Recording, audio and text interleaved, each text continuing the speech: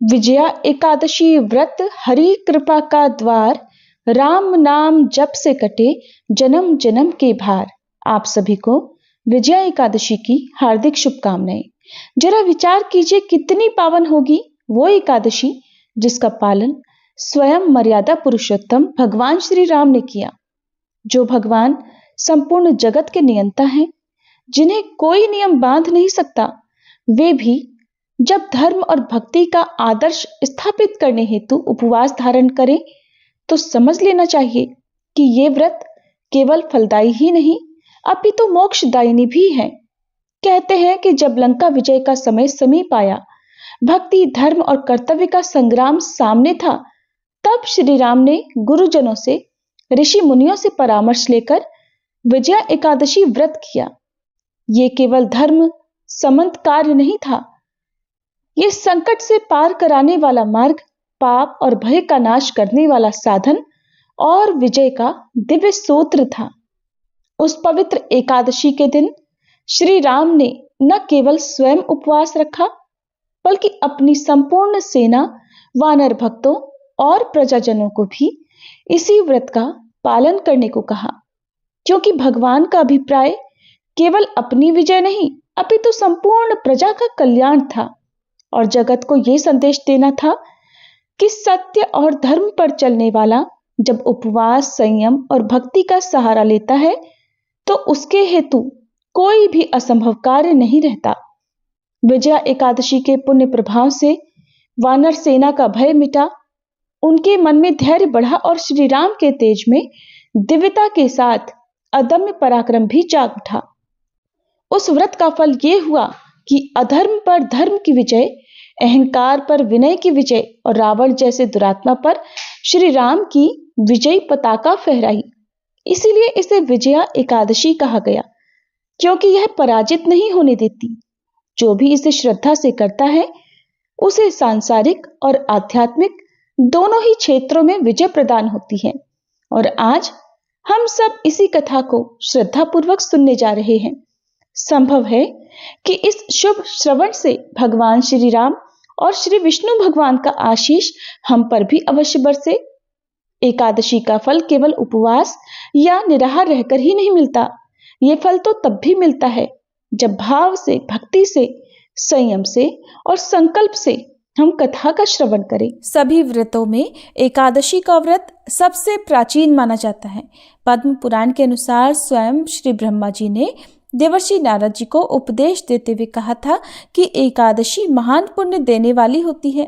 कहा जाता है कि जो मनुष्य विजया एकादशी का व्रत रखता है उसके पितर और पूर्वज कुयोनि को त्याग कर स्वर्ग लोक जाते हैं। साथ ही व्रती को हर कार्य में सफलता भी प्राप्त होती है और उसे पूर्व जन्म से लेकर इस जन्म के सभी पापों से मुक्ति मिलती है।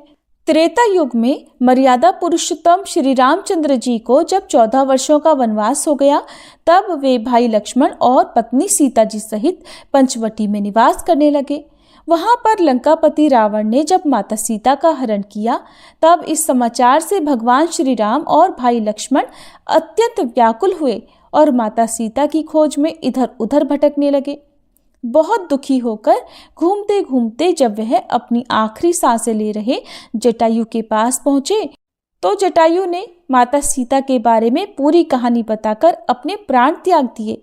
फिर कुछ आगे जाकर उनकी सुग्रीव से भेंट हुई और उन्होंने बाली का वध किया। फिर हनुमान ने लंका में जाकर माता सीता का पता लगाया और उनसे श्री रामचंद्र जी और सुग्रीव की दोस्ती के बारे में सारी बातें बताई। फिर लंका से आकर वीर हनुमान ने भगवान राम से सारी बात बताई। तब भगवान श्री राम ने अपनी वानर सेना के साथ लंका पर चढ़ाई करने का निश्चय किया और लंका की ओर प्रस्थान किया। लेकिन जब श्री राम जी समुद्र के किनारे पहुंचे, तब उन्होंने उस विशाल समुद्र को गौर से देखा, जिसमें भयानक जलीय जीव जंतु थे, और वह सोचने लगे कि इस विशाल समुद्र को किस प्रकार से पार करके अपनी सीता के पास में जल्द से जल्द पहुंच सकूं। विशाल समुद्र को देखकर भगवान ने लक्ष्मण जी से कहा कि हम इस समुद्र को किस प्रकार से पार करेंगे। तब लक्ष्मण जी ने कहा, हे प्रभु, आप तो सब कुछ जानने वाले हो, आप आदि पुरुष हो, कृपया यहाँ से कुछ ही दूर पर कुमारी द्वीप है, जहाँ पर बगदालभ नाम के मुनि रहते हैं। उन्होंने अनेक ब्रह्मा देखे हैं। आप उनके पास जाकर इसका उपाय पूछिए, वह अवश्य बताएंगे। भाई लक्ष्मण के इस प्रकार के वचन सुनकर श्री रामचंद्र वग्दालभ्य ऋषि के पास गए और उनको प्रणाम करके उनके पास बैठ गए। वग्दालभ्य ऋषि ने उन्हें पहचान लिया और पूछा, हे राम, आपका आना कैसे हुआ?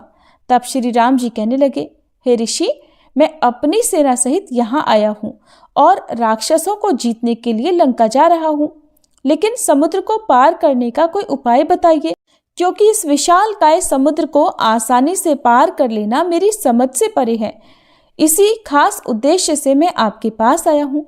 तब वग्दालभ्य मुनि बोले कि हे राम, आपको अपनी परेशानी से छुटकारा मिल जाएगा। इसके लिए आपको फाल्गुन मास के कृष्ण पक्ष की विजया एकादशी का उत्तम व्रत करना होगा।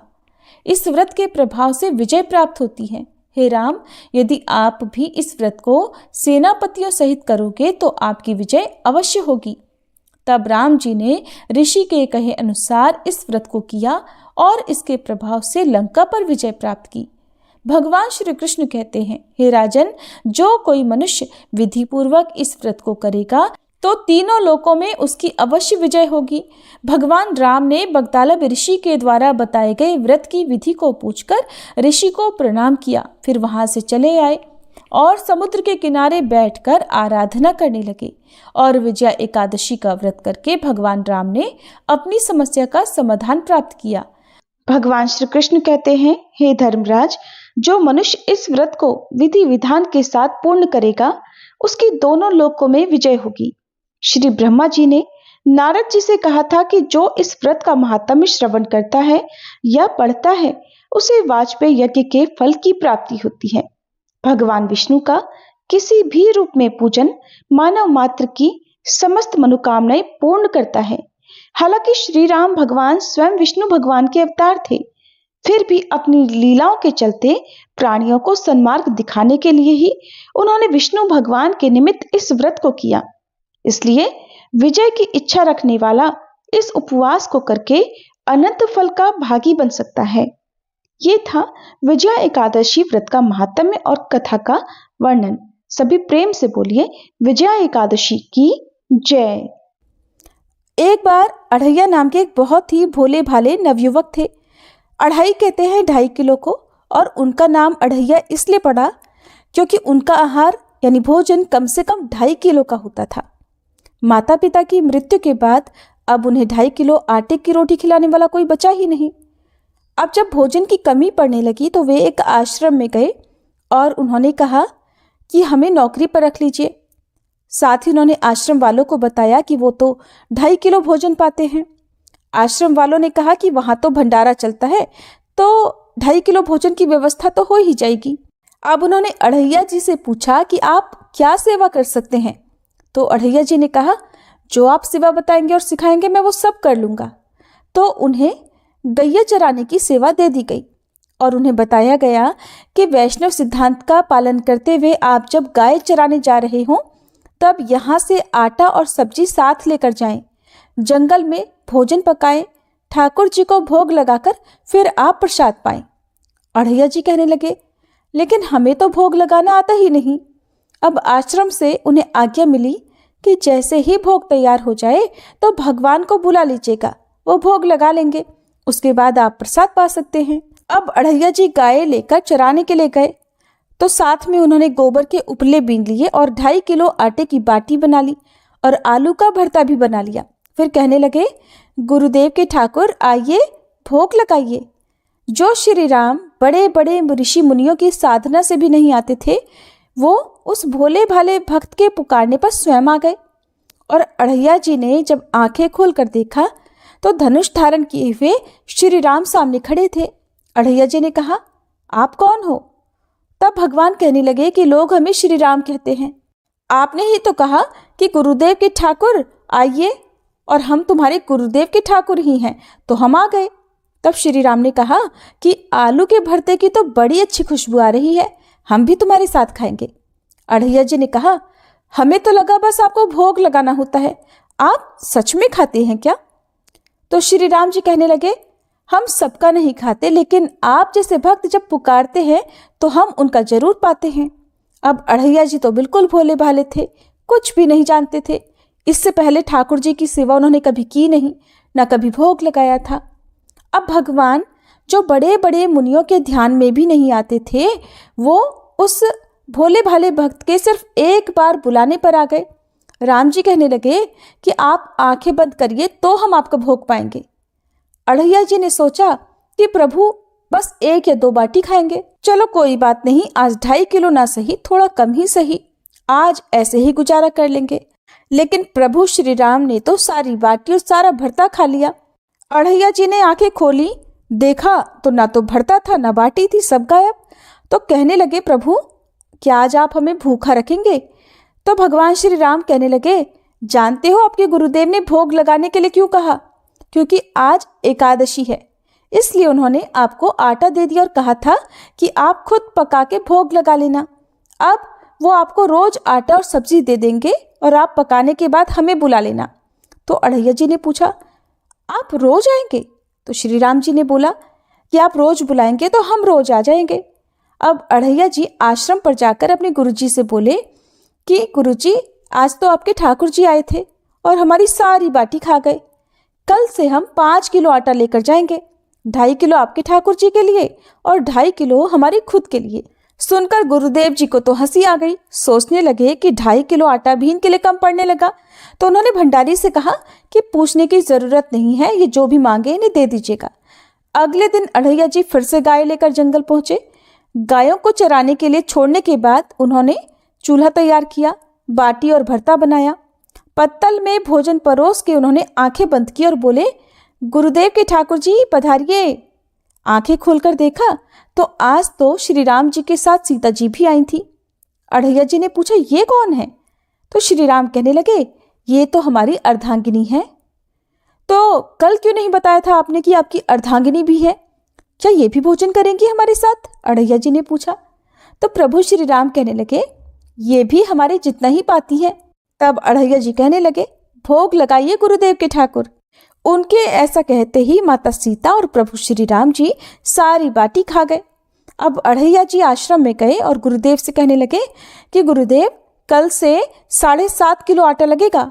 आज तो आपके ठाकुर जी अपनी पत्नी को भी साथ लेकर आए थे।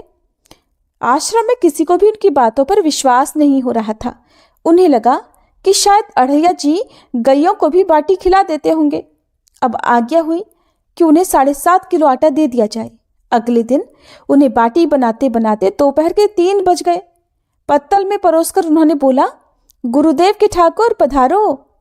इस बार श्री राम तो अपने साथ लखन जी और माता सीता जी दोनों को लेकर आ गए। अढ़ैया जी ने फिर पूछा, आज ये कौन आ गए आपके साथ? श्री राम जी बोले, इन्हें नहीं जानते, ये तो हमारे छोटे भाई हैं।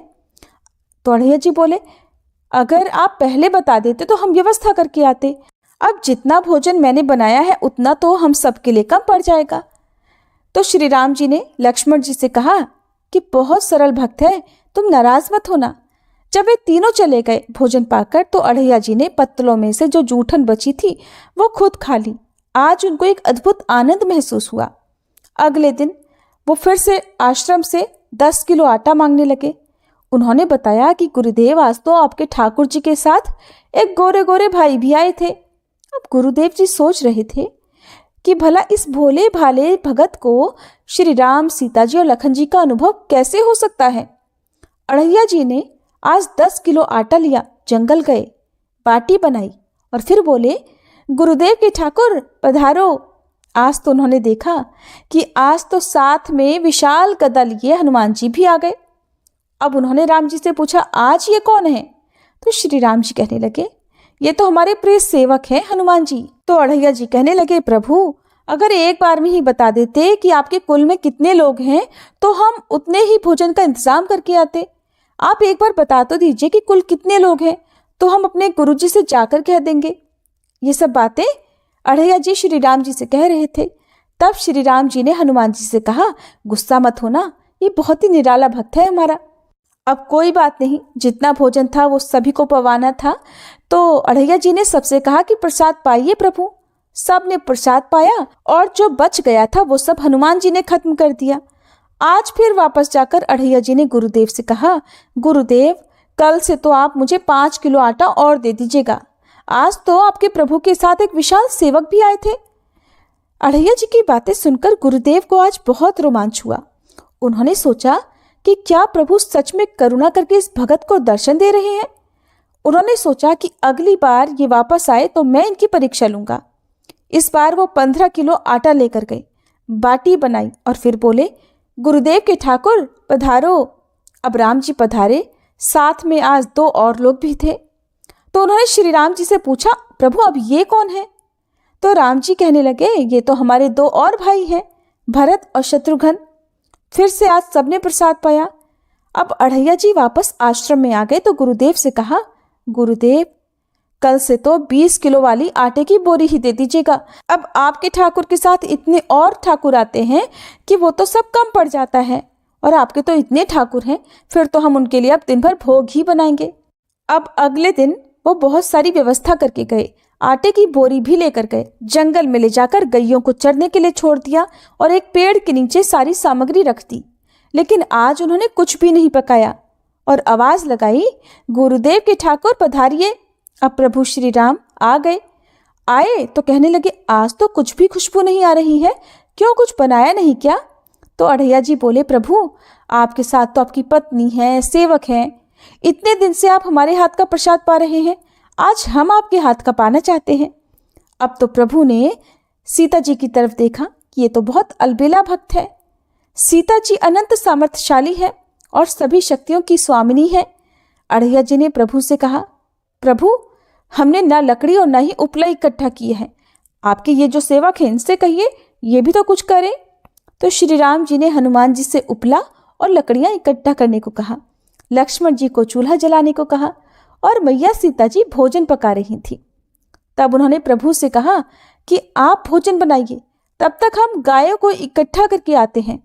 अब वो भागकर आश्रम में गए और गुरुदेव से बोले कि गुरुदेव आज तो हमने आपके ठाकुर के पूरे परिवार को फंसा लिया है, आज तो सारे ठाकुर मिलकर रोटी और बाटी बना रहे हैं। गुरुदेव चलिए, जल्दी चलिए गुरुदेव, आपको शंका होती थी ना, आज आप उनके हाथ से बना भोजन ग्रहण कीजिए। अब गुरुदेव ने सोचा ये तो पागल आदमी है। राम जी जो बड़े बड़े योगियों के ध्यान में भी नहीं आते, वो भला कैसे एक गंवार आदमी जिसको कोई नाम तक जपना नहीं आता था, कोई ग्रंथ पढ़ना नहीं आता, उसके भला सामने कैसे आ सकते हैं? लेकिन उन्होंने सोचा कि भगवान की दयालुता पर तो संशय करना ही नहीं चाहिए, चलकर देख लेते हैं सच्चाई क्या है। गुरुदेव निरंतर भजन परायण थे तो प्रभु के दर्शन के अधिकारी तो थे ही। अब जब वे वहां पहुंचे तो वहां तो पूरा का पूरा राम दरबार उपस्थित था। अब उन्होंने प्रभु के चरणों में साष्टांग प्रणाम किया और कहने लगे, प्रभु ये आपकी लीला समझ में नहीं आई। तब भगवान ने कहा कि देखो, जो ज्ञानी भक्त हैं मैं अत्यंत तर्क के द्वारा भी उनकी पकड़ में नहीं आता। जो विद्वान हैं उनकी विद्वत्ता मुझे नहीं छू सकती, लेकिन जो दीन हैं, जो भोले हैं, उनके सामने मैं अपनी दिव्यता और महानता को भूल जाता हूँ। देखो, तुम्हारे इस भक्त की आज्ञा पर हमारा पूरा परिवार इनकी सेवा में लगा हुआ है। ऐसा कहकर प्रभु श्री राम, गुरुदेव जी और उनके भक्त अढ़ैया जी को दर्शन देकर कृतार्थ कर अपने परिवार सहित वहीं अंतर्ध्यान हो गए। तो अढ़ैया जी में कोई नाम जप या कोई पूजा पाठ की दिनचर्या तो थी नहीं, लेकिन उन्होंने अपने गुरुदेव की हर आज्ञा का पालन किया। गुरुदेव जी ने उनको जैसी शिक्षा दी उसका पालन उन्होंने सही से किया, तभी तो उन्हें इतनी आसानी से प्रभु मिल गए। तो हमें गुरु की आज्ञा का पालन तो अवश्य करना चाहिए और हम सबके जीवन में कोई ना कोई गुरु तो अवश्य होने चाहिए, क्योंकि वो गुरु ही होते हैं जो हमें सन्मार्ग पर चलने की शिक्षा देते हैं और हमारा मार्गदर्शन भी करते हैं। बिना गुरु के कभी भी किसी भी क्षेत्र में सफलता प्राप्त हो ही नहीं सकती। ये थी आज की कथा।